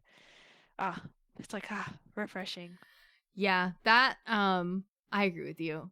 Because all Lily wanted was someone for her, like all Lily wanted was someone to hold space for her and to just let her exist as a person, because it was all still so new for her. She literally just found out she was gay, and then she found out she was in love, and it was like so immediate, and then she got rejected by her entire family almost.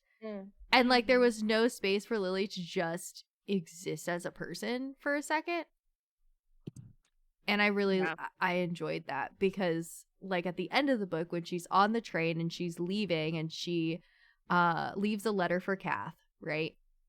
And Judy does what you said, Ashley, and they get off the train to stretch their legs, and she's like, this is the world. This is the whole world. And I liked that because it's hinted that Lily's gonna leave throughout the entire book. And when Lily finally leaves and leaves that space, she realizes that her world isn't over and she can continue to live, and she doesn't have to like wallow in despair, which I thought was very hopeful. Yes. So are you saying you liked the ending, Kylie? I only listen. Wait a second. Listen. I liked the ending. The epilogue made me mad. Oh, right. Because then it was like a teaser. I was like, don't tease me. Don't be a tease. If you're gonna give me something, baby. You know what I mean? But no, I think part of the reason why I like the ending is also because I spoiled it for myself, but with the other book. True. But I can appreciate it more, because I was really upset. Anyway. Fair enough. I think it was beautifully written. How about that? I appreciate the metaphor. It was wonderful, and it made sense given the context, given this is historical fiction. Yes, I know. I just want more fiction. I just want more fiction than historical. I get it. I also wanted to point out, like, because Judy became one of my favorite characters, because I like how Melinda didn't just randomly put in a woke character. You know how some people will do that? They'll be like, oh, but this one person just wholeheartedly supports them while everybody else, you know what I mean? Like she made her a supportive person in her life that will accept Lily, but also still accurate. Like, you know what I mean? Like, she's still traditional. She still didn't understand. She brought her home. She made her confront her parents. All this stuff. Like, I don't know. You know what I'm trying to say? You know what I Yeah. mean? Like, And you it know how some wasn't. people just will lazily put in like, oh, Oh, but yeah. this, it's like everybody hates her, but then they're like, well, we got to put somebody in to be woke. You know what I mean? Like Yeah. And it was they it just was done lazily well. write a woke, right? Yes. It And it's like, wasn't. It felt, and I think part of that, Ashley, is because of what you said. She didn't say at the end, "Oh, well, yeah, I'm 100% behind you." She was like, "I'm gonna try and understand you," yes. which is not the same as like, "Oh yeah, I completely get what you're going through." She was like, "I Right. don't understand, but I'm gonna try my best." And I was like, "That's what I needed." Yes, I know you because you're my niece, and we like rockets. Yep. And the brother, Yeah. I almost forgot. Yeah. Oh, the her brother had a sweet of like, I don't care what they're saying. You're my sister. Want me to go beat them up? I was like, Yeah. there you go. It was And so also sweet. Kath's sister too Mm-hmm. is kind of the same, where she's like, Yeah. okay, I can't tell you this, but yeah, I'll pass your note. I'm gonna keep my sister's secret. Mm-hmm. Yeah. So sweet. Yeah. Yes. Okay, gang. Anything else anyone wants to Alright. say? Are we going through your discussion questions, or did we kind of touch on them? I feel I like we think we touched did. on pretty much all of them. Who I guess we'll do the fun ones. We'll do the fun Yes. ones. So Okay. okay, so Ashley, you said your favorite character was Aunt Judy. Well, okay, hold on. Who's everyone's favorite character? Oh, lordy lord. I think I know this sounds Lily's like the main character, but I really think Lily is my favorite just I because agree. she's so, like we've said, like just human, and also she's kind of funny. Like she'll do things and it just makes She me is kind laugh. of funny. Yeah. I agree. Lily's also my favorite. I think Judy is my second. That's fair. Ooh, that's up there. I liked Lana. And Kath is also, yeah. Oh, interesting. But I thought Lana was a good, not foil to Lily, but kind of like mirror. In a way that I think she represented what Lily could be, and it was like this sort of image of hope for her, and I liked it. I agree with that. Yeah. What about everyone's least favorite? Shirley. Okay, I'm glad we all agree on that. And then right after Shirley is Tommy. yeah, 100%. Yeah, I didn't like Tommy. Tommy was a bad surprise. Yeah, those are my least favorite. And who? I was gonna say, and the communists. All of those communists. And you know, those and communists. And the homophobic people. And the homophobics. I didn't like them either. And the racism people. The racist people. I also didn't like the racist people either, or the sexist ones. Yeah. Those were all my least favorites. All those people can kick rocks with open-toed shoes. Yep. Yeah.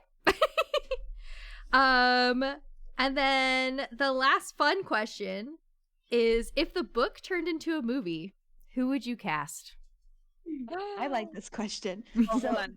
I was really bad at names. Hold on. Oh, I don't know anything. I have absolutely no answer to this question, but I have another thing to talk about. Okay. All right. I love that. I like halfway through this book, I was like, I can so see this as a movie. Like the way, like the drama, the themes, these like big universal life themes that it touches on, the coming of age story. I'm like, this is a movie, and I can see it. I don't know who's in it because I don't know who actors are, but I know. Have you guys seen Dairy Girls? Has anyone seen Dairy Girls? No. I know some people in chat have definitely seen Dairy Girls, though. I do know that. But it's okay. So it takes place in Northern Ireland during this like terrible time, and so it parallels their like coming of age story as teenagers with like Northern Ireland coming out of this terrible historical era of just like bad stuff, bad people, and the movie ends with like a literal wall falling, and then like the girls coming like full circle, and then cue Dreams by the Cranberries. Oh? My life is changing every day. You know, it's in every coming of age movie. Everyone knows this. And so I'm like, this is the movie with this song. And it's when they spot each other in the epilogue, when Lily and Kath spot each other across the bar, that's when we cue the Cranberries, and they very softly, oh, my life is changing every day in every possible way. Yes. So anyway, I can see I love it. that. I can see it. I don't know who. Ashley or Kylie, you can cast it. I'll direct it. We'll make the movie. Okay. Well, I have Tommy Andrews. Oh, I have Tommy. Okay, who are you gonna say for Tommy? Kristen Stewart. No! Stewart? No! Oh, wait. Yes! Actually, wait. Come on. I take that back only because of Kristen Stewart's newest like hot looks. I was like, oh, that works actually. That could be. And she does have the look with the short hair.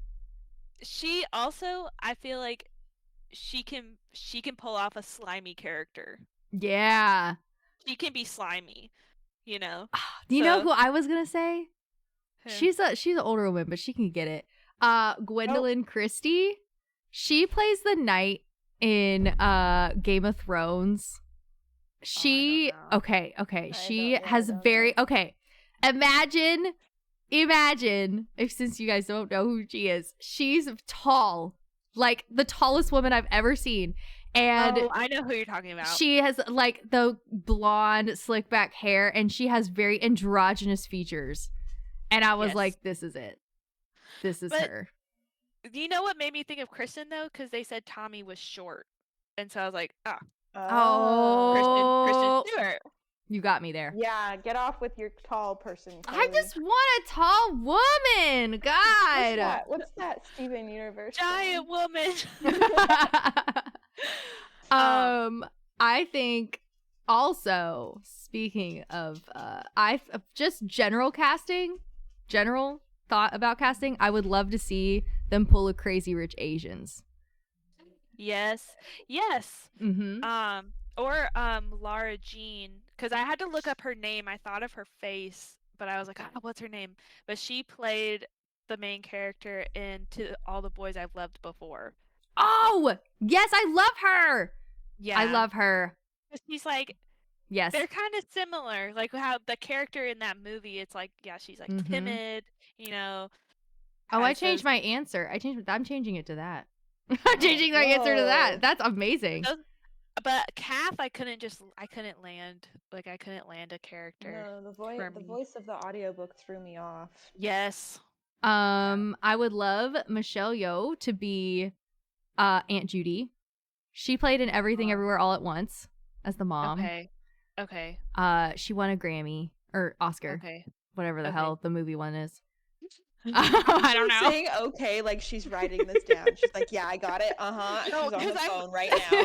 No, because I'm typing her name in, and then I saw her face, and I was like, okay, I see it now. So I'm currently looking these people up as we're talking. I don't know half the people you're talking about. Kath is hard. I honestly would love to see someone. I think they have a really unique opportunity if they were to make this movie to have some new young actresses. Yeah. And you know what? White blonde ones, they're a dime a dozen. You really take your pick. Right. You really take your pick there. Right. This is true. Yeah. And then I was trying to think of who I wanted. Oh, my only thing, if they make this a movie, directors, producers, I need you to hear me with my whole chest, my whole badussy. Hear me right now. Oh my goodness. Okay. If you put Awkwafina in this fucking movie, I will come to your house and burn it down. I just need you to know that. Don't put her in there. Don't put her in here. No. I swear to God. I swear to God, I don't want to hear her speak. She plays in another movie where she speaks Mandarin. It's awful. I don't speak Mandarin, and I know that that's not how Mandarin's supposed to be spoken. Don't put her in this movie. Yeah. Wow. I feel so strongly about her, dude. Yes. Yeah, she just makes movies goofy. Mm-hmm. Yeah. Yeah. No. I was thinking like who would play Shirley? Oh. I feel like okay. I don't watch K-dramas, Mm-hmm. but I feel like I see the shorts and I'm like any of those girls that are the bitches can be Shirley. Any of them, you know? Yeah. It's like, yep. Oh If my you played gosh. if you played a bitch in a K-drama, you're in. You're like, Any- if you were the Be like, worst. Yeah. And what was your role in this movie again? Bitch 2. All right, you're gonna be bitch 1 in this one. I was the one that threw the water on the main character girl through the cup. I feel like I only Hey, Les, watched. you're good. Yeah. You know who I would love to see? There's a Chinese actor to play the dad. His name is Andy Lau, Lau. And he You know all these people. How do you just recall know, these right? names? I That's don't why know. I was like, Kylie, you're on my trivia team. I don't know. I was just thinking. I was like, who? Because I was thinking who the dad was in a show that I was watching, and it's him. And he just has he has very sweet dad face. Like I could just see him being a very cute little dad in that one. Okay. Yeah. My only requirement is that they play "Dreams" by the Cranberries. So I agree with that. You be I in charge love of the all- I love soundtrack. God, absolutely. Everything else sounds great. I love it. Okay, gang. We're coming up to the end. Is there anything you guys Okay. want to, last minute thoughts, last minute feelings? Anything you feel like we forgot about or want to say? Not in the grand scheme of the book. I think we covered it. Again, it very gracefully handled very tough subjects and put it in a very accurate historical lens. And Mm-hmm. yeah, I was pleasantly surprised. I liked it. I agree. mm-hmm. Okay. Well, thanks for hanging out, everybody. Well, Time to go. oh, and bye. And goodbye. No, I'm just kidding. I mean, Cass and Ash don't oh. have anywhere where you can follow them. Just here. So if you Yeah, want to, if you're um, fans of Cass and Ash, follow me. right. yes, Yes. I've deleted everything. I had Facebook, but I got hacked out of it. So Oh. Yeah, you did. yeah, so they're a scammer. If you see me on Facebook, it's a scam. Heard? Next month, it's Cass's pick of a book. And I will do that. I will announce it next stream. Oh, I Unless- have the book picked out. Oh wait, you do? Kylie, Okay, go for it. I'm sorry, I didn't I know. wanna I'm know. sorry. I'm sorry, I didn't holding the know. book in my hand. Okay. I actually have 1, 2, 3, 4, 5, 6, 7 books picked out. Well, And so if I was quiet for a while, it's because I was sitting here reading the backs of all of them. And trying to excuse make the a fuck out of decision. me. Go ahead and tell the So- people what we're yeah, reading. you're then. not in charge of the stream. We are. What? Yeah, get out of here, Kylie. Apparently. So on next episode of what was it? It was On the Acid same page. Bash. On our next episode. So I trying to find something. I enjoy sad books, and we just read a sad book. So trying to find something lighter that I think would be fun. This book is called How to Be Both by Allie Smith. I'll type it in the chat. Yes, please. How to Be Both. Allie Smith. I'll read the back. Passionate, compassionate, vitally inventive, and scrupulously playful, Allie Smith's novels are like nothing else, borrowing from painting's fresco technique to make an original literary double take. How to Be Both is a novel all about art's versatility. It's a fast-moving, genre-bending, we've already done that. Genre-bending conversation between forms, times, truths, and fictions. There's a Renaissance artist of the 1460s. There's a child of the 1960s. Two tales of love and injustice twist into a singular yarn where time gets timeless. Knowing gets mysterious, fiction gets real, and all life's givens get given a second chance. Oh, I like So that. It's very meta, but it also lighthearted. All of the reviews, all of people's NPR calls it joyful, moving, encompasses wonderful mothers, unconventional love and friendship, time, mortality, gender, and constellations of art, and so much else. So it seems like a lovely, thought-provoking, slightly lighter, not light in content, but like our spirits. I getcha. So very cool. That is the book choice. I'm excited. I will change that command, and when I change the command, I'll put what date we're gonna do it, which we haven't decided yet. No. Not at all. Not at all, chat. So don't ask me. I don't know. Well, let me know and I'll start the book a couple days before. Oh, perfect. Yeah. Okay. Well, that's the end of our podcast. Thanks everyone for hanging out, joining us. I am streaming after this. We're playing a scary game because Hannah hates me. And so we're going to be playing some Visage. I don't know. Hannah redeemed a scary game and that's the one she bought for me. So that's what we're playing. All right. But yeah, we'll see you guys later. Goodbye. Oh, actually, I'll be right back. I'll be back in like 10 minutes. But anyway, but you won't see Ash and Cass. They're leaving. Bye. Goodbye.